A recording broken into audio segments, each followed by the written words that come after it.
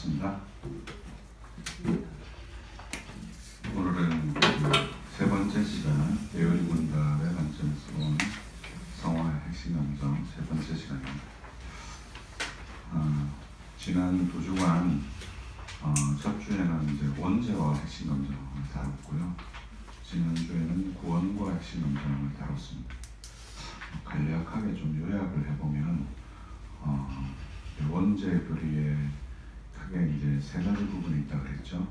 하나님의 형상으로서 원의를 잃어버린 것, 상실한 것. 두 번째가 죄책이 원죄책이 우리에게 전가되어진 것. 그 죄책의 전가는 법률에 의해서 행위 언약이라는 언약에 의해서 우리에게 전가되어진 것. 그리고 세 번째가 이제 그 종교개혁의 이제 산물이라고 제가 말씀드렸어요, 그죠? 이 오염의 개념 혹은 부패의 개념, 죄로 기울어지고 선을 행할 수 없는 이 부패의 개념이 이제 그 원죄의 중요한 내용이다 이렇게 말씀을 드렸습니다. 그리고 이제 지난주에 이제 구원과 핵심 감정 문제를 다루면서 이제 중세교회와 종교개혁의 결정적인 차이가, 중세 때는 이제 의화라고 해서 칭의와 성화를 구분하지 않던 것을 이제 칭의와 성화를 이렇게 구분하기 시작을 했어요, 그죠? 왜 그런 구분을 시작하게 됐다고 말씀드렸죠? 바로 이제 반펠라기우스주의라고 하는 이제 행위가 구원의 일부로 들어오게 되는 이제 아담의 그 선악을 아는 나무의 열매를 따먹는 그 일 때문에 생긴 범책과 벌책 중에 종교개혁 시대 때 사람들, 종교개혁 직전에 있던 로마 가톨릭은 벌책은 이제 해결하셨는데 범책은 우리가 해결해야 되는 걸로, 그래서 하나님께서 우리에게 의를 주입해 주시고 그 주입된 의를 가지고 우리가 순종을 하게 되면 그 범책이 해결되어지는 걸로, 그런 것 때문에 이제 나온 개념이 뭐라고 말씀드렸어요? 대죄와 소죄를 구분하는 것이죠. 그래서 이 대죄의 벌책은 주님이 다 해결하셨지만 범책은 우리가 해결해야 했고, 그 다음에 소죄들은 다 이제 우리가 해결해야 되는, 하나님 앞에 순종해서 아담이 불순종했던 그 일을 우리가 성취해야만 구원을 얻는다, 이제 이런 개념이었어요, 그죠? 이렇게 행위 구원론이 들어오는 것에 대해서 이제 종교개혁자들이 그것을 막기 위해서 그리스도께서 순종하셨던 순종 중에 능동적 순종, 다시 말해서 그 범책에 해당하는 순종들, 그 율법의 요구에 그리스도께서 다 순종하셔서 범책과 벌책 전체가 다 그리스도께서 다 성취하신 것으로, 그래서 그 의는 어디만 있다 그랬어요? 여전히 그리스도 안에만 있고, 우리는 거기에 어떻게 연결이 되어지냐면 믿음으로만 거기에 연결이 되어진다, 이제 이렇게 말씀을 드렸어요, 그죠? 그렇게 설명한 게 이제 종교개혁자들의 설명이에요. 그게 이제 우리가 흔히 말하는 칭의예요. 근데 이 의화라는 개념 안에는 뭣도 원래는 포함하는 개념이냐면 성화의 개념에 포함하고 있는 개념이었던 거죠. 그래서 이렇게 칭의는 우리가 구원의 공로를 얻는 부분은 전적으로 그리스도께 두었지만, 그 그리스도께 두어진 그 공로가 우리 삶 가운데 그 구체적으로 실현되려면 두 가지 요인이 있어야 된다고 말씀드렸습니다. 그렇죠? 하나님께서 그 예정을 실행하시는 수단을 역사 가운데 두셨다. 역사 가운데 두셨다. 그래서 은혜의 방편들을 하나님이 역사 가운데 두셨고, 그리고 이제 그 은혜의 방편들을 우리가 사용함으로 점점 우리의 삶 가운데 구체적으로 그 구원이 실현되어지는 것을 경험하게 된다. 그게 뭐라고 말씀드렸어요? 이제 그게 성화다, 이렇게 말씀을 드렸어요, 그렇죠? 그래서 이렇게 의의 주입의 개념은 이제 반대를 했지만, 무엇에 대해서는 이제 종교기자들이 인정하게 됩니까? 은혜의 주입이라는 개념은 인정하게 되고, 이제 의의 주입은 반대했지만 믿음의 주입이라는 개념은 이제 적극적으로 찬성하게 되어지는 것이죠. 그래서 이것이 우리 안에 주입되어져서 이제 보통 이제 믿음을 크게 종교학자들이 세 개로 구분을 했어요. 첫 번째 믿음이 이제 세멘피데이라고 합니다. 세멘피데이. 그 세멘이라는 말이 무슨 뜻이냐면 씨앗이란 말이에요. 씨앗. 믿음의 씨앗. 이제 베드로 사도가 이제 그런 표현을 쓰잖아요. 너희가 거듭난 것은 썩어질 씨로 된 것이 아니라 썩지 아니할 하나님의 말씀으로 된 것이다 라고 해서 이제 우리가 거듭나게 되어지는 것이 우리 안에 하나님께서 이 씨를 넣어 주심으로 되는 것이에요. 그 이제 믿음의 씨가 우리 안에 들어오게 되는 것이죠.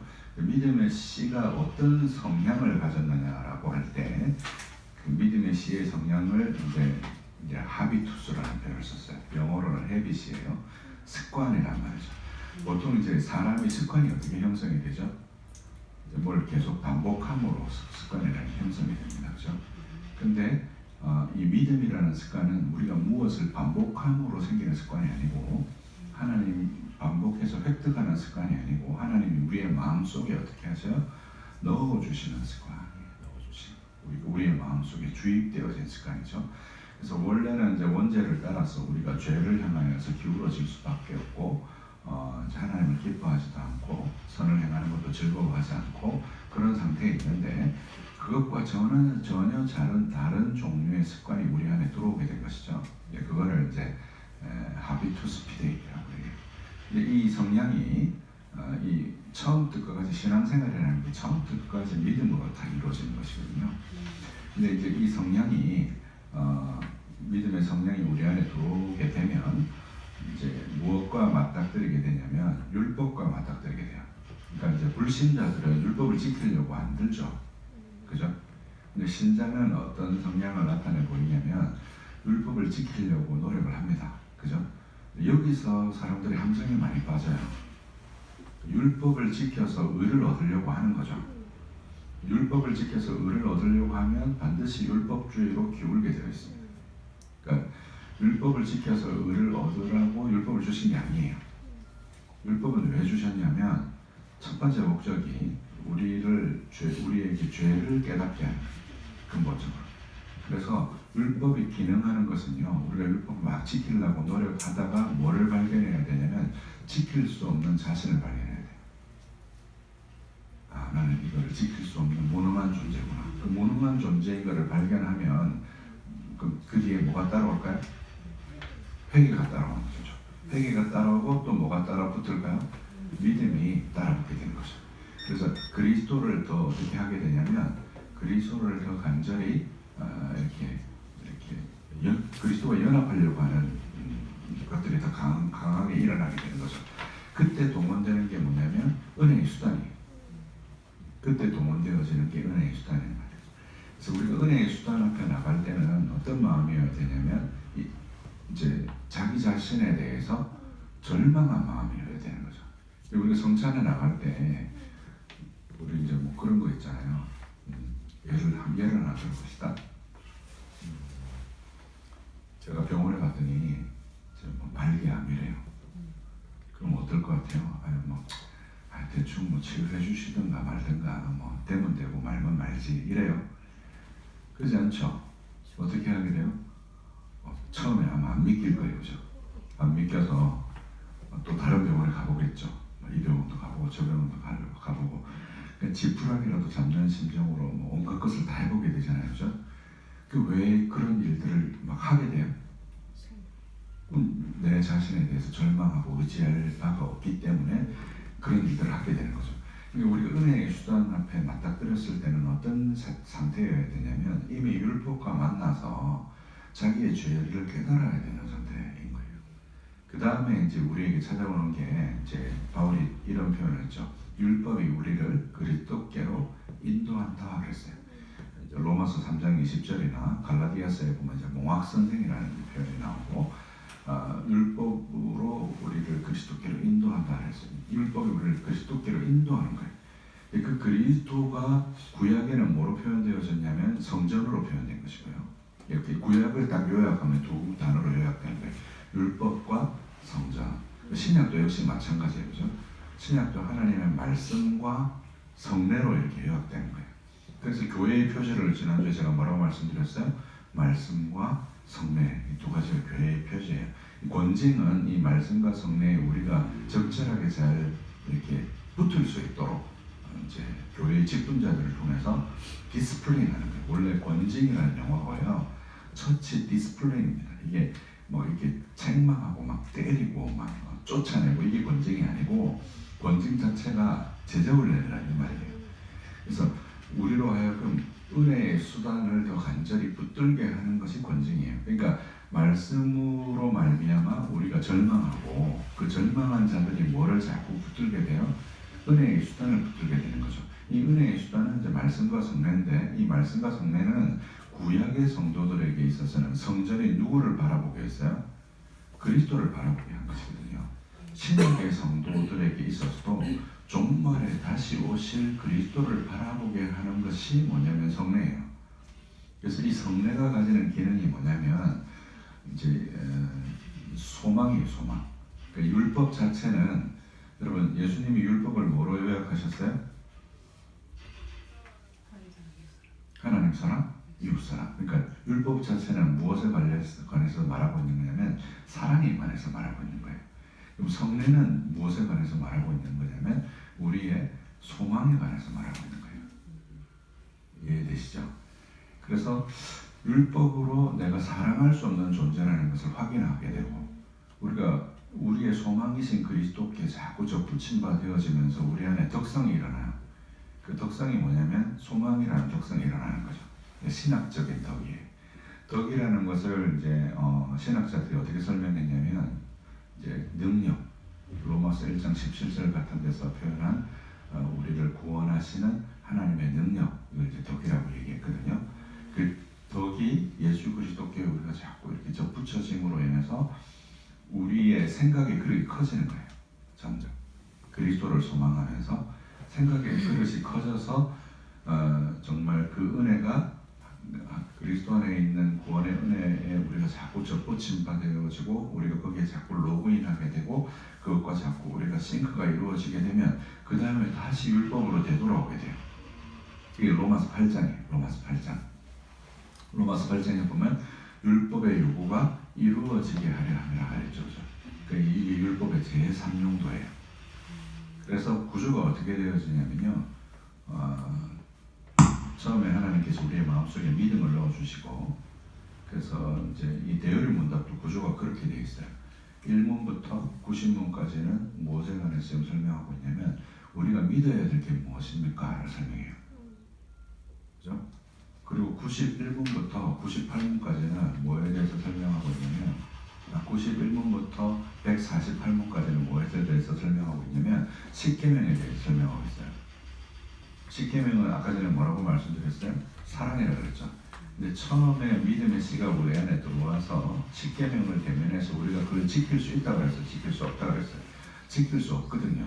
그래서 이 믿음의 씨가 하비투스의 성향을 가지고 무엇에 자꾸 붙게 되는 거예요. 은혜의 수단들의 외적인 수단들을 사용함으로 그리스도 안에 있는 은혜를 우리가 자꾸 공급받는 거예요.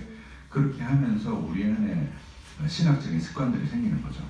그렇게 생겨서 그렇게 힘이 붙으면 그게 다시 어디로 되돌아오냐면 율법을 지키는 대로 되돌아오는 거죠. 그래서 마치 이런 거예요. 아이들이 어릴 때 이제 걸음마를 막 배울 때 자꾸 넘어지잖아요. 그죠? 자꾸 넘어졌는데 나중에 걷잖아요. 그죠? 자꾸 넘어졌는데 나중에 달린단 말이에요. 자꾸 넘어졌는데 나중에 보니까 키가 커 있어요. 자기가 키가 언제 크는지 모르지만 키가 자라게 되는 거죠. 어떻게 해요? 은혜의 수단들에 계속해서 접붙임바 되어짐으로 그것이 결국은 뭐로 돌아오게 되냐면 그 이제 대우리 문답에 91문부터 시작해서 148문에 있는 그 십계명을 지킬 수 있는 능력이 우리 안에 생기게 되어지는. 그래서 우리 안에 신학적인 덕이 세 가지가 생겨야 돼요. 믿음, 소망, 사랑 이 세 가지가 생겨야 되는 거죠. 근데 이제 성경은 믿음, 소망, 사랑 이렇게 순서로 되어 있잖아요, 그죠? 근데 대우리 문답은 순서가 그렇지 않잖아요. 믿음, 사랑, 소망 이 순서로 되어 있단 말이에요, 그죠? 왜 이렇게 됐다고요? 이 사랑, 율법을 대면하여서 뭐를 경험하게 돼요? 자기가 지킬 수 없다는 사실을 경험해야 소망을 더 간절히 붙들잖아요. 그죠? 그걸 경험 안 한 사람은 자꾸 어디에 소망을 두겠어요? 이 세상에 자꾸 소망을 둘 수밖에 없잖아요. 그죠? 그리고 이 믿음은 하나님 상하고 관계가 있어요. 그죠? 여러분, 믿음은 대상이 누구죠? 하나님에 대한 거잖아요. 그리고 대우리문서도 실제로 1문부터 90문까지 내용을 보면 하나님을 우리가 어떻게 믿어야 됩니까? 라고 해서 거기 뭐 삼위일체에 대해서도 나오고 구원의 서정에 대해서도 나오고 그리스도의 사역에 대해서도 나오고 그래서 성경의 내용들을 이렇게 요약해 둔 거예요. 그래서 그 자체가 무엇을 이제 조정해 주냐면요, 우리 안에 있는 하나님의 이미지들이 있어요. 우리 안에 다 사람마다 하나님의 이미지가 있어요. 그리고 지난 시간에 그 얘기를 나눴잖아요. 이제 이스라엘 백성들이 출애굽해서 시내산에 딱 와서 모세가 율법을 받으러 시내산에 올라가 있는 40일 동안 이스라엘 백성이 뭘 만들었어요? 금송아지를 만들고 그 금송아지를 뭐라고 불렀어요? 너희를 인도하여낸 너희 하나님 여호와라고 했단 말이에요. 왜 그렇게 말했냐면 실제로 이들의 어떤 그 심상에 여호와는 어떤 분이냐면 농경의 신인 거예요. 송아지가 이 농경의 신 상징, 심볼이거든요. 그래서 그렇게 자기의 마음속에 있는 표상이 어디에 투영되어지는 거예요? 하나님께 투영되는 거죠. 그죠? 그거를 교정해주는 장치가 뭐예요? 믿음인 거죠. 하나님이 그걸 우리의 마음속에 넣어주셨고 그 믿음은 무엇을 대면해서만 견고해지냐면 하나님의 말씀을 대면해서만 견고해지는 거예요. 그죠? 그리고 그 믿음으로 좀 하나님의 말씀을 따라 살기를 원하는데 십계명을 통해서 살 수 있다는 걸 발견해요. 살 수 없다는 걸 발견해요. 살 수 없다는 걸 발견하고 뭐를 의지하게 돼요? 은혜의 방편들을 의지하면서 이 은혜의 방편이 무엇과 관계 있다고 그랬어요? 소망과 관계 있다고 그랬죠. 그 소망은 결국은 우리를 뭐하게 만드냐면요, 그 소망은 자기상하고 관계 있어요. 우리 개인의 이미지하고 관계가 있어요. 그걸 어디서 알 수 있냐면 로마서 5장을 보시면 환난은 인내는 연단은 소망을 이루는 줄 알미니라 이렇게 나오잖아요. 그죠?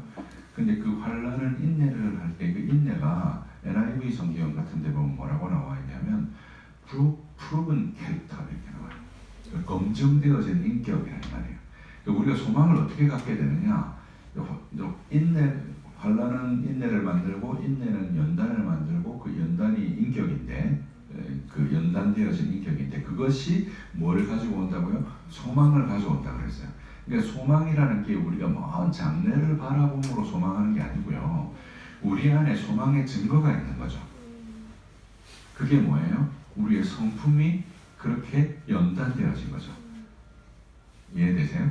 이게 이해돼야 돼요. 이제 오늘날 교회가 이거를 다 잊어버렸어요. 교회에서 이런 게 설교되지도 않고요. 이런 게 가르쳐지지도 않고요. 그냥 막 믿으라고 하는데 뭐 어떤 데는 가면 뭐라고 얘기하냐면 막 그냥 그렇게 살아라. 자꾸 살아라. 너희가 그렇게 살아서 되냐? 그렇게 살아가지고 안 된다. 막 이렇게 막 사랑해라. 사랑이 되나요? 안 되잖아요. 그래서 뭘 자꾸 붙들어야 돼요?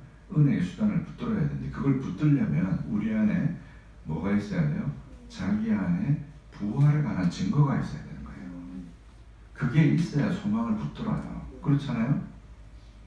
내가 뭐 이렇게 뭐가 당첨될 만한 뭐가 끈덕지가 있어야 뭐 로또라도 이렇게 쳐다보고 있을 거 아니에요. 그럼 내가 그걸 전혀 내가 사지도 않고 나한테 티켓도 없는데 그걸 바라보겠어요? 여러분 마트에 가면 뭐 이렇게 경품 추첨 이런 거 하잖아요. 그죠? 뭐 냉장고 추첨 이럴 때 내가 마트 가서 물건 안 샀는데 추첨 당할 거를 기다려요? 그렇지 않잖아요. 그죠? 내가 물건을 사고 그 표를 받아서 그 표를 가지고 그것이 혹시라도 나에게 올까 하고 기다리는 거 아니에요. 그죠? 그것을 보고도 사람들이 기다린단 말이에요. 자기한테 기약이 없음에도 불구하고. 근데 이 소망은 기약이 없는 게 아니잖아요. 너무나 확실한 소망이고 하나님이 약속하셨고 그 약속하신 것을 반드시 이루겠다고 하신 것이기 때문에 자기 안에 소망이 있는 사람만 뭘 할 수 있게 되냐면 그 약속을 기다릴 수 있게 되는 것이죠. 그래서 이 먼 장래에 그리스도께서 이루실 그 나라가 이미 우리 안에서 이루어진 것에 대한 증거가 뭐냐면 소망이에요. 그리고 그 소망은 우리가 은혜의 수단을 매우 직접적으로 우리의 절망 가운데 계속해서 사용하는 거기에서만 생기는 거예요. 이제 이거를 설명한 게 153문이에요. 이거 이제 다음 주에 제가 설명을 드릴게요. 그래서 믿음과 회개로 은혜의 수단을 사용하는 그것이 기독교의 신앙의 핵심이에요. 그 결과가 뭐냐면 선행이라는 열매인 거죠. 그러니까 은혜의 수단을 우리가 자꾸 부지런히 사용하고 거기에 믿음과 회개로 자꾸 접붙임 바 되다 보니까 어느 순간 보니까 그 91문부터 148문에 있는 내용이 내 삶에서 성취되고 있더라. 내가 그걸 성취하려고 한 게 아니고 그것이 어느 순간 되네 이런 거죠. 아이가 막 말이 바바바바바 하다가 어느 날 갑자기 아빠 이렇게 되는 거하고 똑같은 거예요. 그러니까 의인은요 넘어지지 않는 사람이 아니고 7번 넘어지더라도 다시 일어나야 되는 거죠. 그러니까 교회가 성도들에게 어떤 기회를 제공해야 되냐면 자꾸 넘어질 수 있는 기회를 제공해야 되는 거예요. 네가 이거 완벽하게 해야 돼. 완벽하게 안 하면 안 돼. 그래서 넘어질 기회를 갖지 못하는 성도는 절대로 걷지를 못합니다. 이게 역설인데요. 오히려 죄를 지어야 되는 거죠. 죄를 지으려고 지는 게 아니고, 그러니까 율법을 대면하지 않으면 사실은 죄가 죄인 줄 모르는 거 아니에요. 바울이 하는 말이 뭐예요? 내가 탐하지 말라는 계명을 모를 때는 탐심을 몰랐다가 탐하지 말라는 계명을 대하고는 내가 탐하는 자가 되었다라고 얘기하잖아요. 그러니까 율법을 대면하면 어떤 결과가 우리 안에 자연스럽게 일어나게 되어지냐면 내가 죄인이라는 걸 확인하게 되는 거예요. 이게 내가 고의적으로 고범죄를 짓는다는 의미가 아니고 율법을 대면하면 내가 실패하는 것들을 인식하게 되는 거죠. 내가 넘어질 수밖에 없는 존재라는 것들을 반복적으로 인식하게 되는 거예요. 그 인식이 우리를 어디로 이끌어가요? 은혜의 수단들로 이끌어가게 되고 그 은혜의 수단을 믿음과 회개로 붙드는 것이 소망이고 그 소망이 나중에 어떤 결실을 가지고 온다고요? 십계명을 실질적으로 우리의 삶에서 성취하게 되는 그 율법의 제3동 3용도라고 그래요. 개혁교회에서는 장로교회에서는 그것을 율법의 제3용도라고 합니다. 첫 번째 용도는 시민법의 용도라고 해서 세상의 죄를 억제하는 용도.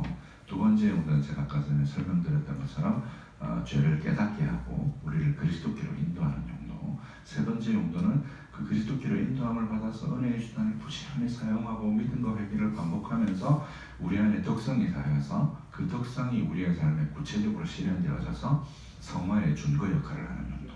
이렇게 이제 작동하게 되는 것입니다. 지난주 요약한다고 해놓고는 오늘 본문 내용까지 쭉 설명을 했어요.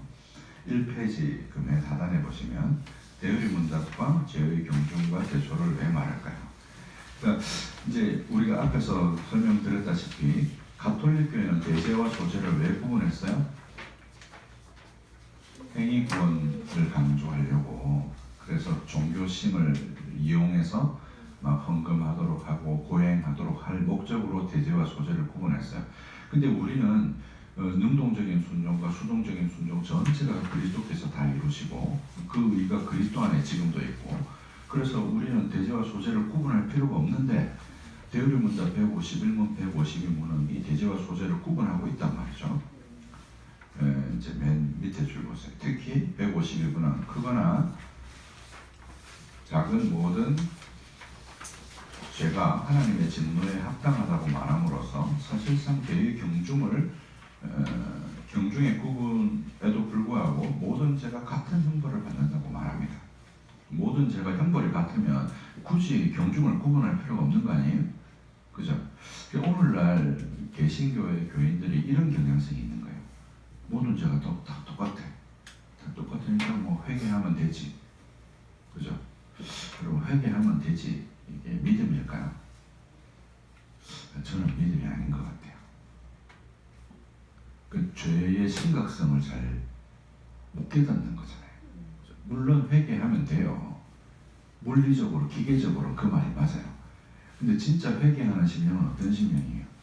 가난한 심령이 되어야 되는 거 아니에요? 자기로서는 무능하다는 것을 인지하는 그런 심령이 되어야 되는 거잖아요. 그렇죠? 그런 것 때문에 이 죄의 경중을 구분해 둔 거예요.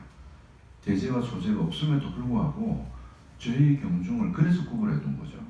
근데 마치 내가 회개하면 기계적으로 하나님의 은혜가 임하는 것처럼 이해하게 되면 기독교의 복음에서부터 우리가 멀어질 수밖에 없는 것입니다.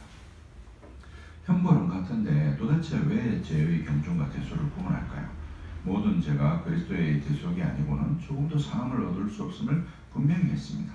그러면서 151문 사망에 보면 로마 가톨릭과 조금 결이 다른 구분을 해요. 이제 죄를 세 가지로 구분을 했는데 마음의 죄, 입술의 죄, 행위의 죄. 그러니까 이제 어떤 죄가 더 악한 죄일까요? 행위의 죄가 가장 악하죠. 그게 이제 겉으로 드러난 거니까, 그죠? 근데 예수님은 죄를 어디까지 끌고 소급해서 들어갔어요? 마음의 죄까지 소급해서 들어갔거든요. 그죠? 그러니까 죄가 어디에서부터 출발한다는 거예요? 우리 마음에서부터 출발한다는 거잖아요. 그러니까 이 바리새인들이 어떻게 했냐면 회칠한 무덤이었단 말이에요. 마음을 어떻든지 내가 안 지면 되는 거예요. 그래서 이제 바리새인들의 별명이 있었는데 당시에 성경에서 이제 유명한 별명은 그거죠. 회칠한 무덤이다. 이게 유명한 예수님이 붙여주신 별명이고, 그 당시에 이제 뭐 문헌들을 보면 이제 이런 별명이 있어요. 피투성이의 바리새인들. 이 바리새인들은 죄가 자기 안에 있지 않고 자기 밖에 있다고 이렇게 믿었어요. 길 가다가 이제 이렇게 음녀들, 장녀들을 만나면 음욕이 일잖아요. 그 바리새인들은 어떻게 했냐면 눈을 감아버리는 거예요. 왜냐면 죄가 자기 밖에 있으니까. 그죠? 안 보면 되는 거 아니죠? 실제로 이제 성경에 그런 표현이 있어요. 예를 들어서 욥기 31장 1절 같은 데 보면 욥이 내가 내 눈과 언약을 맺어서 있는데 어떻게 내가 처녀 딸을 주목해서 보겠느냐. 예수님도 이제 산상수훈에서 그런 표현을 쓰셨잖아요. 음욕을 품고 여자를 보는 자마다 이미 가늠하였다라고 해서 그런 시선으로 사람을 보는 것을 안 하려고 한 거죠. 근데 바리새인들이 눈 감고 가다 보니까 어떤 일이 생기겠어요? 벽에 부딪혀서 이제 피를 철철 흘리니까 피투성이의 바리새인이라고 그런 거예요. 오늘날 많은 그리스도인들이 그냥 이 죄의 경중을 생각을 안 하면 마치 죄가 어디에 있는 것처럼 생각하게 돼요. 우리의 행위에 있거나 우리의 밖에 있는 것처럼 생각해서 마치 기계적으로 회개하면 하나님이 다 해결하시는 것으로 이렇게 생각하게 되는 순간 실제로 이 죄의 깊이와 죄를 해결하시고자 하셨던 하나님의 수단과 그 방편들을 우리가 실질적으로 사용할 수 없게 되는 것이죠. 그래서 종교개혁자들은 이렇게 마음의 죄와 입술의 죄와 행위의 죄로 나누고, 이는 예수님이 사람이 마음에서 죄들이 나와서 그 사람을 더럽게 한다는 말씀처럼 죄의 근원과 진행 방향이 죄가 확산하는 성향을 우리에게 이렇게 보여주는 것입니다. 죄는 이렇게 확산한다는 거죠. 그래서 이것을 경고할 목적으로 이제 우리에게 이 죄의 경중을 구분할 것입니다. 경고뿐만 아니라 과도하게 행위에 집중하거나 율법을 지킴으로 의를 얻으려는 의도를 경계하고 있습니다. 그럼 구약에 보면 이제 율법을 지키는 일들에 성공을 했어요, 실패를 했어요? 이스라엘이 실패하잖아요. 그래서 예레미야 33장이나 에스겔서에 보면 새 언약을 어디에다가 새긴다고 하셨어요? 우리의 마음에, 우리의 신비에 새긴다고 했잖아요. 우리의 신비에 어떻게 그 언약이 새겨지겠어요?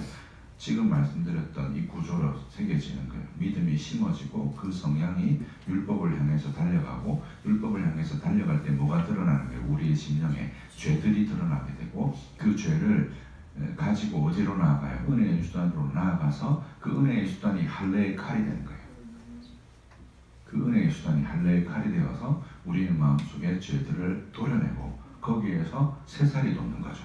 새살이 돋아서 마침내 다시 그 십계명이 우리에게 우리의 신비에 있어서 우리의 마음을 새롭게 했기 때문에 그것이 실제로 지켜지는 덕성이 우리에게 함양되어져요.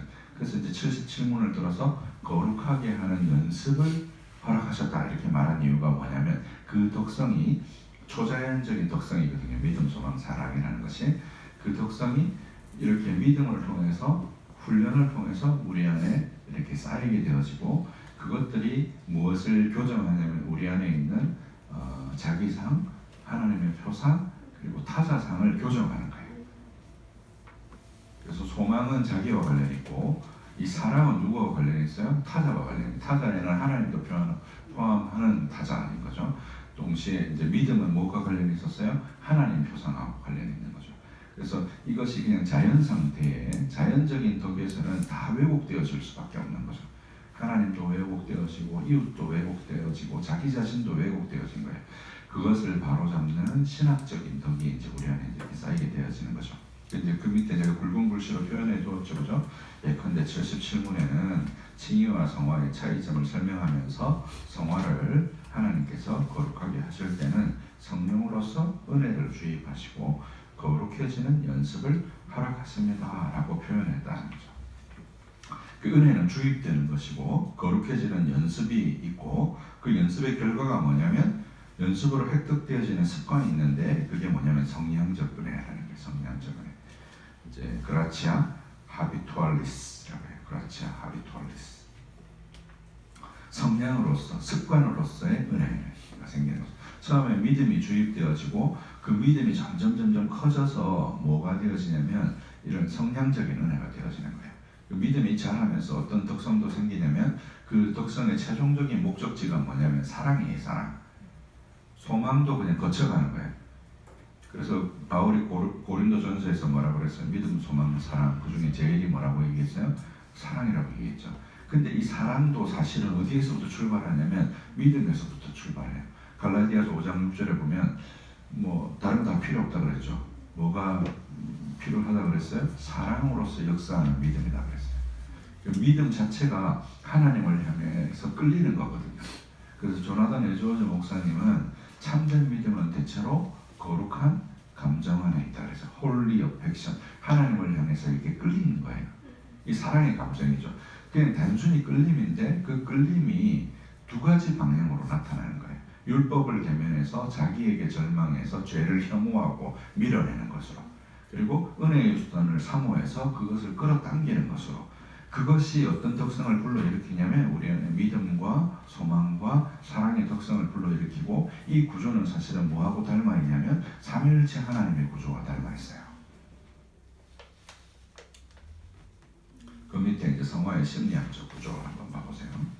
데올이 77문에서 말하는 거룩해지는 연습으로 앞서 말한 신학적인 덕에서 버처스 데올로기카, 신학적인 덕이 뭐라고 얘기했어요? 믿음, 소망, 사랑이 초자연적인 덕이에요. 그러니까 은혜의 덕을 말하는 거예요. 그러니까 이제 초자연, 자연 이러면 중세신학이에요. 사실은 이제 이 웨스트민스터 신앙고백서에도 이 표현들이 나와요. 예를 들어서 네이처, 이게 뭐 본성 이렇게 번역하지만 사실은 스콜라 신학에서는 자연이라는 말이거든요. 근데 이제 개혁 신학은 초자연 자연으로 대비를 한 것이 아니라 무엇과 무엇을 대비했냐면 은혜와 죄를 대비한 거죠. 은혜와 죄를 대비한 거예요. 그래서 이 신학적인 덕이 이제 생기게 되어지는데, 이 신학적인 덕을 주제로 다룬 어거스틴의 책이 엔치리디온이라는 책이에요. 신앙 편람이라고, 영어로 하면 Handbook of Faith, Hope and Love라는 책이에요. 그러니까 믿음과 소망과 사랑에 관한 핸드북이라는 제목의 책이에요. 이 책이 어떻게 구성이 되어 있냐면 앞부분에 이제 기독교 교리에 관해서 쭉 다루고, 중간에 무엇에 대해서 다루냐면 이 십계명에 관해서 다루고, 맨 끝에 뭐에 대해서 다루겠어요? 은혜의 방편들에 대해서 다루거든요. 그게 되어리문답의 구조예요. 하이델베르그 요리문답도 이 구조로 되어 있어요. 하이델베르그 요리문답 우리가 알아야 될 것이 뭐라고 얘기하냐면, 우리가 진정으로 사나 죽거나 우리의 인생의 유일한 위로가 예수 그리스도다. 그 예수 그리스도를 우리가 알려면 세 가지 사실을 알아야 되는데, 믿음에 대해서 알아야 되고, 우리의 비참한 것에 대해서 알아야 되고, 뭐 이런 것들에 대해서 알아야 된다라고 얘기하면서 믿음에 대해서 설명하면서 뭘 해설했어요? 사도신경을 해설하고, 그죠? 그 다음에 십계명 해설하고, 그 다음에 주기도문하고 성례에 대해서 얘기한 거. 그게 뭐냐면 은혜의 수단이거든요. 은혜의 방편들이라는 거예요. 데오리문답도 그렇고 기독교 강요도 이 구조예요. 그러니까 다 어거스틴의 구조예요. 그냥. 그러니까 기독교 신앙은요, 이 세 가지를 빼면 말이 안 되는 거예요. 믿음, 소망, 사랑, 이 세 가지를 빼면 말이 안 되고, 신자는 이 덕성이 길러져야 돼요. 신자가 인내한다는 말은요, 생각해 보세요. 우리가 인내를 가만히 한번 생각해 보세요. 인내가요, 막 참는 게 인내일까요? 참아집니까요? 안 참아집니다, 사람이. 언제 참게 되냐면요, 이해할 때 참게 됩니다. 그렇잖아요? 이해가 되면 참아져요. 근데 이해가 안 되면 안 참아지잖아요. 그죠? 그러니까 결국 인내라는 것은 우리의 인식의 지평이 넓어졌다는 뜻이에요. 그 인식의 지평이 무엇으로부터 넓어질까요? 첫 번째 출발점은 하나님을 아는 지식의 변화예요. 그죠? 그게 다시 뭘 불러와요? 자기를 아는 지식을 불러오죠. 그래서 칼빈이 기독교 강요에서 인식론의 기초를 무엇과 무엇으로 둡니까? 하나님을 아는 지식과 나를 아는 지식으로 두잖아요. 그죠? 그 두 가지가 벌어지는 거예요. 그 결과 어디로 가게 되는 거예요? 은혜의 수단으로 가게 되는 것이거든요. 그래서 기독교 강요 1권이 창조주 하나님을 아는 지식에서 나를 아는 지식으로, 2권이 나를 아는 지식으로, 그게 율법을 배경으로 한 거예요. 나를 어떻게 되냐면 율법을 말미암아 나를 알게 되는 것이거든요. 그래서 그 율법을 통해서 구속주이신 그리스도를 아는 지식으로, 이 두 가지 구조가 1권과 2권의 구조가 어떤 구조냐면 로마서 1장 18절에서 3장 20절의 구조예요. 1장 18절에서부터 1장 마지막이 이방인에 관한 거잖아요. 2장 마지막까지인가요? 1장 마지막 절까지가 이방인에 관한 거예요. 그래서 어디서부터 시작해요? 만물에 하나님의 신성이 충만하게 보인다. 여기서부터 시작하잖아요. 그렇죠? 그리고 유대인은 무엇으로부터 시작해요? 율법으로부터 시작하죠. 율법으로부터 시작해서 구속주 하나님을 아는 쪽으로 간단 말이에요. 그 구조 자체가 성경의 구조예요. 그리고 3권이 뭐냐면 그 믿음을 얘기하는 거죠. 그리스도와의 연합의 도리를 설명하고, 4권이 뭐예요? 교회론을 설명하는 거죠. 그게 은혜의 방편들을 설명하는 것이거든요. 그러니까 기독교 강요의 그 구조도 다 이 엔디치온의 구조에서 나온 거예요. 대우리 문답도 마찬가지고, 소요리 문답도 마찬가지고, 하이델베르그 요리 문답도 마찬가지고, 다 이 구조예요. 그러니까 뭐 복잡하게 설명할 거 없어요. 딱 세 가지로 설명되는 거. 믿음, 사랑, 소망 설명합니다. 근데 성경은 믿음, 소망, 사랑이잖아요. 사실은 인식론적으로 보면 믿음, 소망, 사랑으로 가는 게 맞아요. 그죠? 우리한테 부패가 없다면, 우리 안에 부패가 없다면 믿음, 소망, 사랑으로 가는 거 아니에요. 우리 그릇이 커져야 이웃의 연약함을 품어서 사랑할 수 있는데, 근데 우리가 부패해서 무기력하니까 어디를 들렀다 가는 거예요? 율법을 들렀다 가는 거예요. 율법, 믿음, 율법으로서의 사랑, 거기서 뭘 깨달아요? 자기의 죄를 깨닫고 은혜의 수단이 소망으로 갔다가 다시 어디로 다시 되돌아오는 거예요? 사랑으로 되돌아오는 거죠. 그 죄가 개입돼서 그런 거예요. 구조는, 기독교의 구조는 크게 이 세 가지 외에 없어요. 딴 것 없어요. 그래서 믿음은 주로 무엇에 대해서 설명해요? 하나님을 아는 지식에 대해서 설명하고, 그래서 성경의 내용을 에어리 문답이나 웨스트민스터 신앙고백서나 소요리 문답에 요약할 때 뭐라고 요약했어요? 여러분, 우리 매일 성경에 맨 위에 나오는 게 뭐예요? 하나님이 어떤 분이신가? 그게 믿음의 내용이잖아요. 그죠? 우리가 따라야 되는 교훈이 무엇인가? 그게 사랑에 관한 것이거든요. 그렇죠? 근데 그 사랑의 삶은 내가 막 살라고 한다고 해서 안 사라져요. 근데 자꾸 살아라 그런단 말이에요. 교회에서 뭐 해라. 뭐가 빠졌어요? 소망이 빠진 게 지금. 그리고 뭐가 빠졌어요? 율법으로서 우리의 절망하게 된, 율법이 우리를 그리스도께로 인도하는 그 구조가 어떻게 되는 거예요? 빠져버린 거잖아요. 그게 빠진 거예요.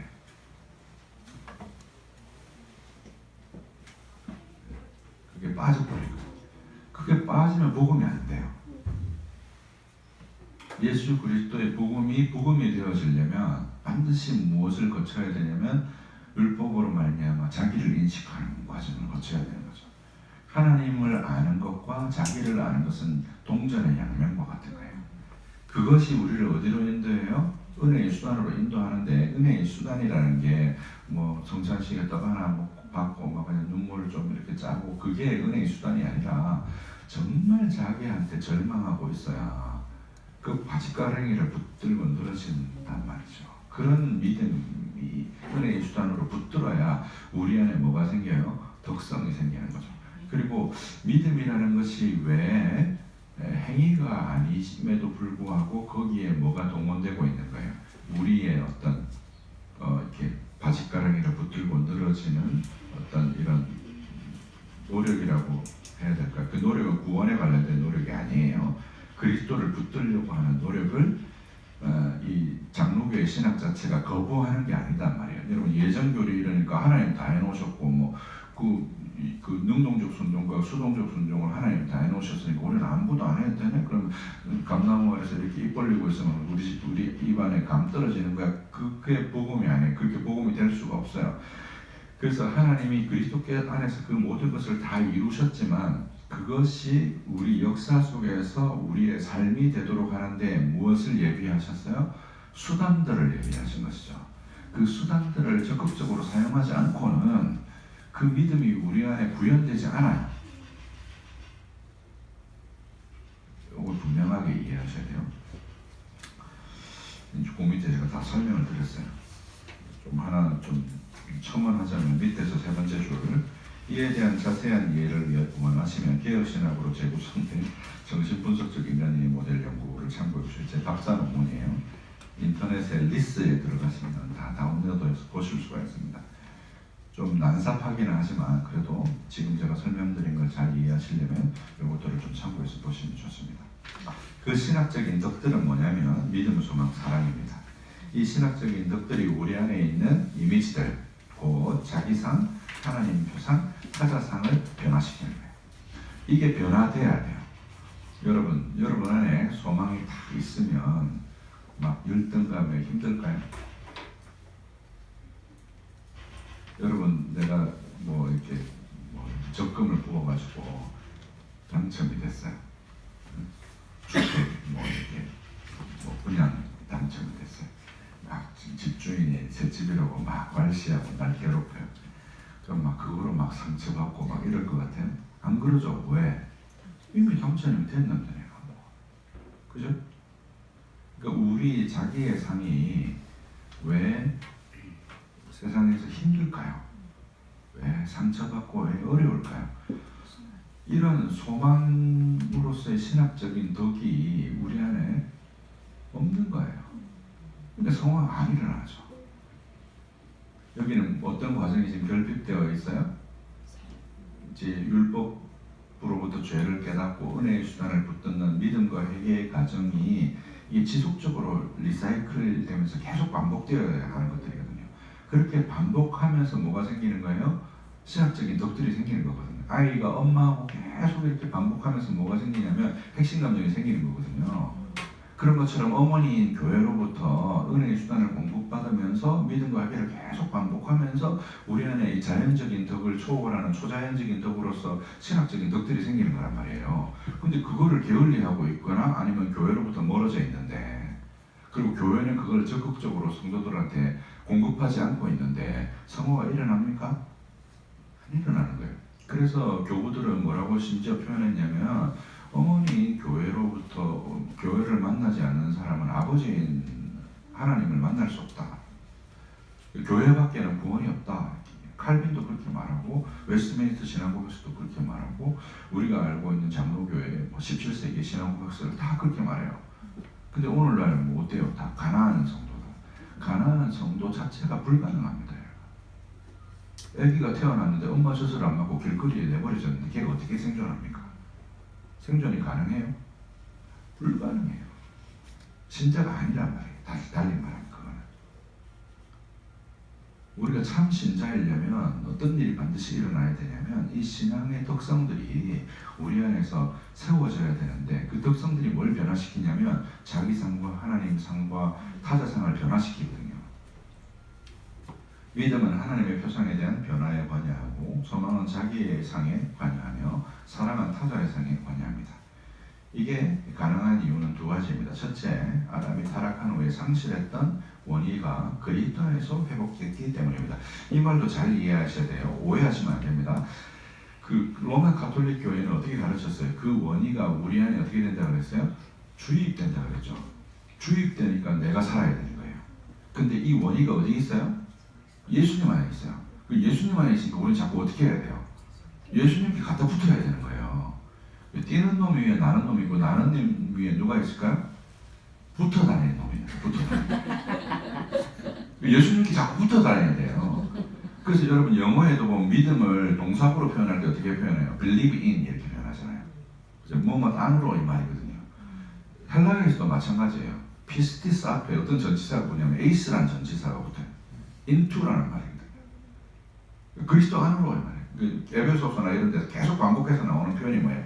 예수 그리스도 안에서, 그리스도 안에서 그러잖아요. 그리스도로 안으로 들어가는 우리 안에 있는 뭐 이렇게 패스워드 같은 게 뭐냐면 믿음이거든요. 그래서 거기에 계속 접붙여져야 그 의가 우리의 덕성이 된단 말이에요. 이게 개혁신학의 구조예요.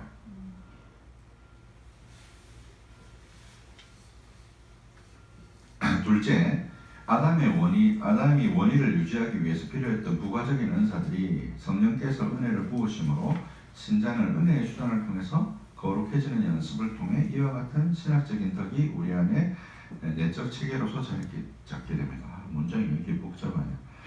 급하게 썼더니 막 주술이 좀 잘 안 맞죠. 근데 무슨 말인지는 알겠죠. 다시 좀 고쳐야 될 것 같아요.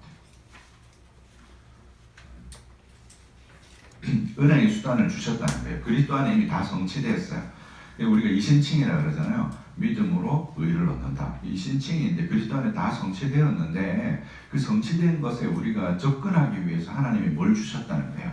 은혜의 수단들을 주셨다는 거죠. 그리고 은혜의 수단들을 이 외적인 수단만 있는 것이 아니라 우리 안에 내적인 수단도 넣어주셨어요. 뭘 넣어주셨어요? 믿음과 회개를 주입해 주셨단 말이에요. 그래서 참 신자는 이 믿음과 회개를 어떻게 사용해요? 은혜의 수단들을 사용함으로 계속 이게 들어왔다 나갔다 들어왔다 나갔다를 반복하면서 우리 안에 신학적인 덕성들이 내적 체계로서 생기게 되는 거예요. 그게 하나님 상에도 관여하고 이웃들의 상에도 관여하고 자기 상에도 관여하는데 이게 결핍되어져 있으면 뭘로 치료해도 치료가 안 됩니다. 될 수가 없어요. 시간이 얼마나 지났어요? 95분이요? 한 10분만 쉬었다 할까요? 쉬었다 하겠습니다.